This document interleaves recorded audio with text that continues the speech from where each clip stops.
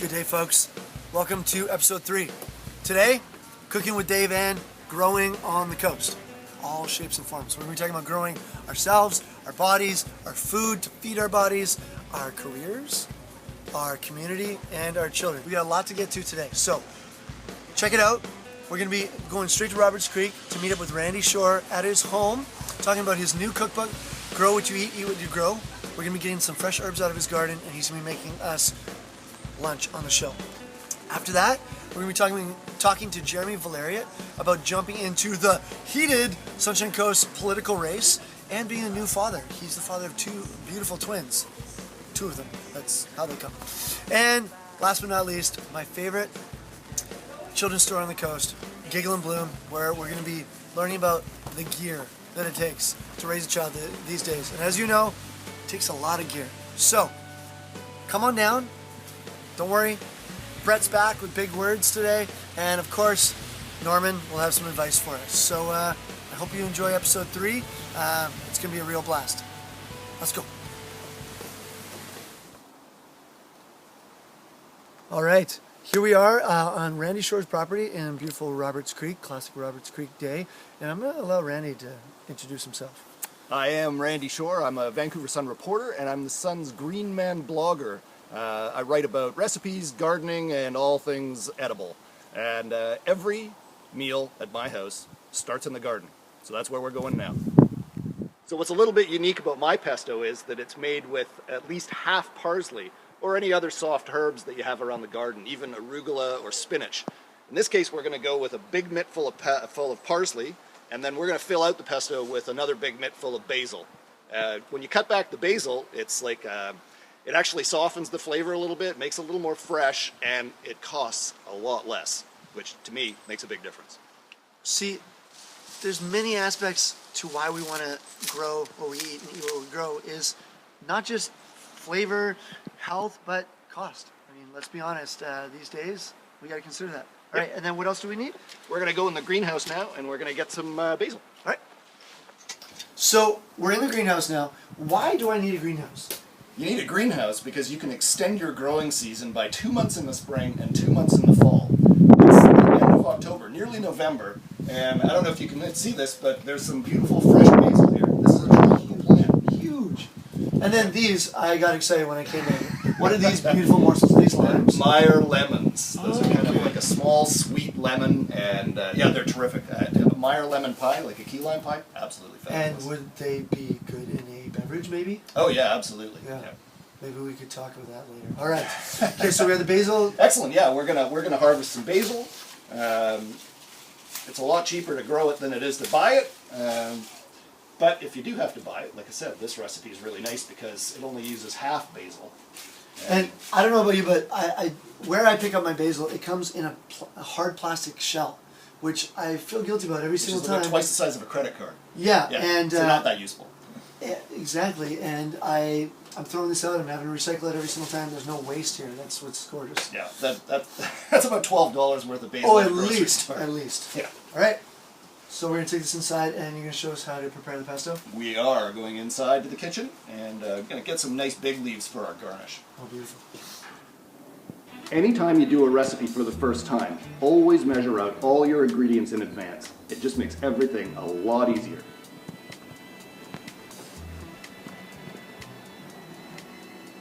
All right, hats off. We're in the kitchen. Is my hair okay? Are we good?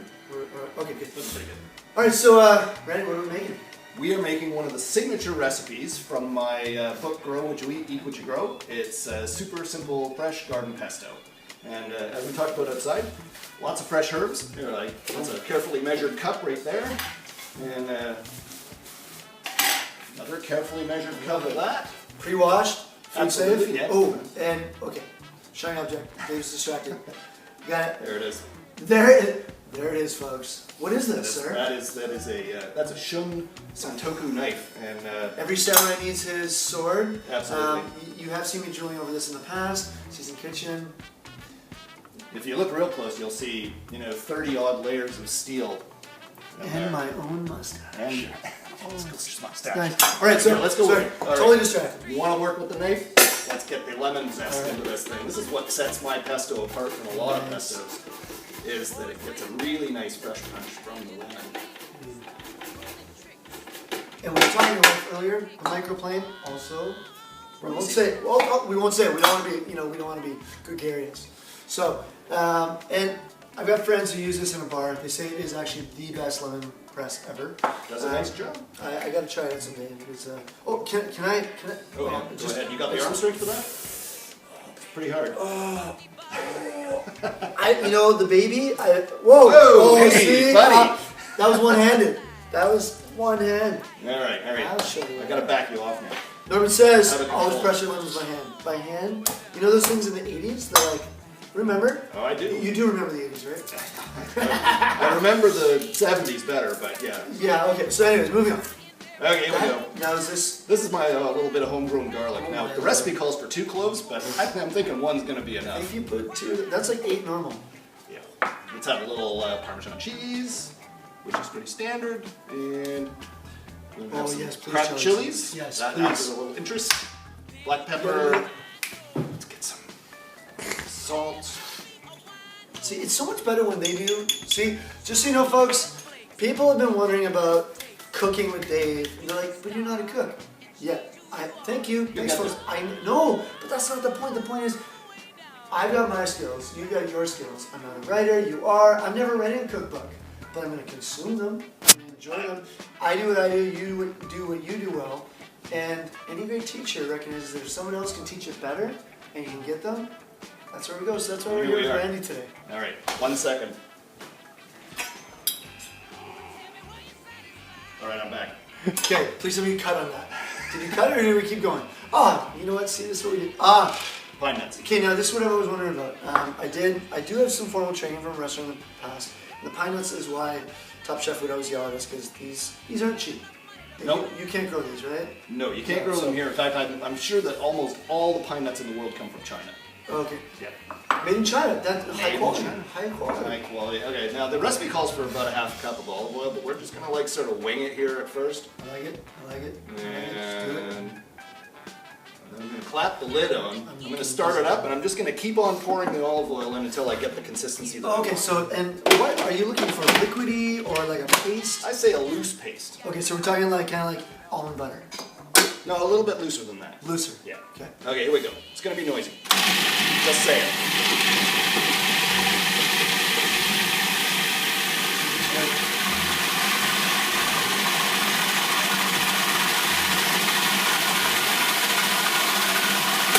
What do we think? Well, I want to smell it first, to be honest. Oh my god, the lemon, it's like, that's the main thing that I find that when you're cooking with lemon, like making hollandaise, like a teaspoon of lemon in hollandaise for 8 people, you can really taste it. Oh, yeah. It's you gotta be careful.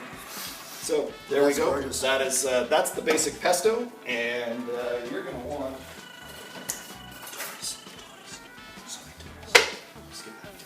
Oh, Go on. please, Give it a may I? taste. May I? Okay. Come on.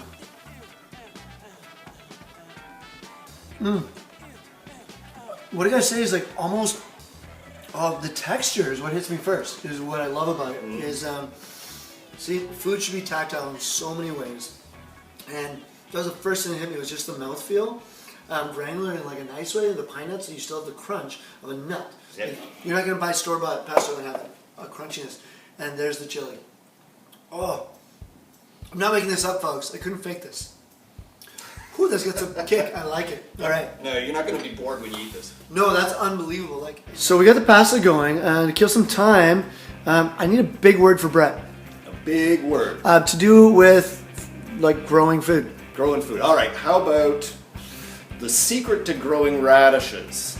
Capillarity. Okay, and go. Brett. Welcome back, Brett. This is a segment of the show we like to call Big Words with Brett. Brett's going to find capillarity in the, what is this thing called?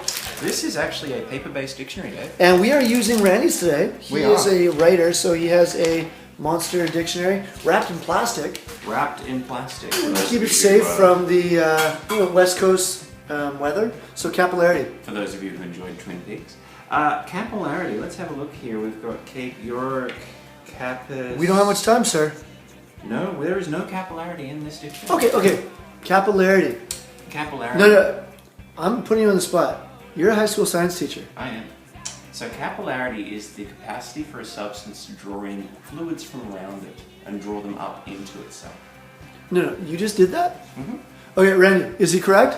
He is correct, and the reason that it's the secret to growing great radishes is that when you compress the soil underneath the seeds, you restore the capillarity of the soil and the ability of the water to come up from underneath and provide enough moisture for the seeds to sprout. Boom. Do you concur? Absolutely. It is 100% my scientific opinion that Randy is correct. I have nothing to say about that, folks. Until next time, this has been Big Words with Brett. Big words with Brett. So phase 2? Phase 2 is to make the pesto into creamy pesto linguine. First thing you want to do is season the pasta water. I'm not fooling around. Your pasta is not going to taste like anything if you don't season the water. So let's get boom. Okay, this is something I learned from Jamie Oliver. North Americans, we fear salt. We think salt's bad for us, Yeah. it's bad for ours. But when Where's you're that salt seasoning going to go? Yeah. That's 99% of that salt is going down the sink. So why am I afraid of that? One of the things that you got to remember is more salt. It is, to quote someone else, the salt of life. It brings out the exclamation mark in food. Yep. So, the book we're talking about, Grow What You Eat What You Grow, The Green Man's Guide to Living and Eating Sustainably All Year Round. Now, has this been a long dream of yours, or how did you grow this? I've been writing my blog for about 6 years, and I had spoken to some publishers about writing a book like this, but the first publishers that I spoke to couldn't really wrap their heads around the idea of growing food outside and then bringing it inside and cooking it. That seemed to confuse them. Well, that's crazy I talk. know, it's lunacy. We would much rather get in our car, drive to the store, pick up some stuff wrapped in plastic, and then bring it back, then bring it inside. Then bring it inside. Okay, that makes way more sense though. That seems like Made a big we just had a disconnect. it makes it an event though. Like I like getting dressed up to get in the car to go. So Well, here's what this book take it does. around. Here's what this book does. What is this? I've got a bunch of gardening books that don't tell you anything about cooking. I've also got a bunch of cookbooks that don't really have anything to do with what grows in your garden. This book brings those two things together: what you grow in the garden and what you can cook in the And you kitchen. think that's gonna sell this day and age? It seems to be working. There's a local food zeitgeist now that it seems to have taken over. I think. Are you ready to become a new hipster hero? Hipster hero. I don't know if I have the glasses for it. Yeah, yours a little bit more business. Yeah, a little bit. And mustache. I think a mustache. Yeah. I think for the book launches in the. I'm going to tell you, my November. experiments with facial hair have been a bit of a flop. We'll talk more about that later. All right, I just heard a beep. Let's go check on it. It's getting exciting. Yeah, I'm getting excited, I must say. I'm getting excited. So we're going to finish the sauce here. We have just a little bit of reduced cream and some cheese. So, how much do you reduce it? Let's assume that I don't know. Maybe by a third. Okay. Yeah. All right. Yeah, you can see that it's getting that kind of like that nice skin. Like Yep. you're like, okay, this almost looks like cheese. But it's just going to make this really rich, and it's going to stick to the noodles, which is really important to me. Okay, you see how that's working? Oh, it's nice. There we go. I'm assisting. Drain past it. Yeah, good job. Nice work. Coming back. All right, stop that. No, I like being involved. You're involved. Okay. You're really good though. Thank you. That's a good affirmation. I like that. He's making me feel like I'm more Right. important than I actually am. Look at that. Bam. Boom. Have a taste. Okay, here. I gotta get in the light. All right. Oh my gosh. Okay. And good thing I like hot because temperature-wise, look at this steam.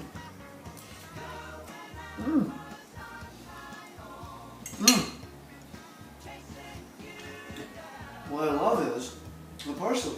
And I'm not a fan of parsley. Ask my mother, call her.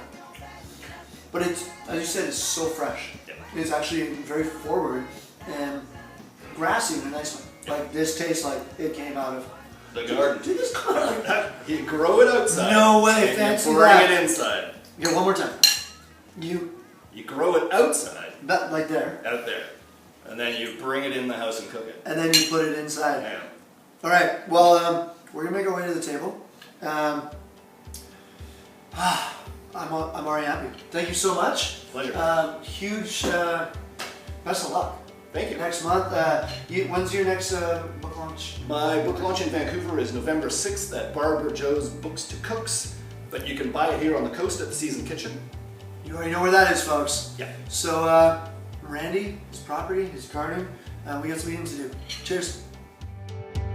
In the stick count for the song of knowing you're gone, glancing up at where you lived when you lived here. I see you suddenly alive and nearly smiling, stopping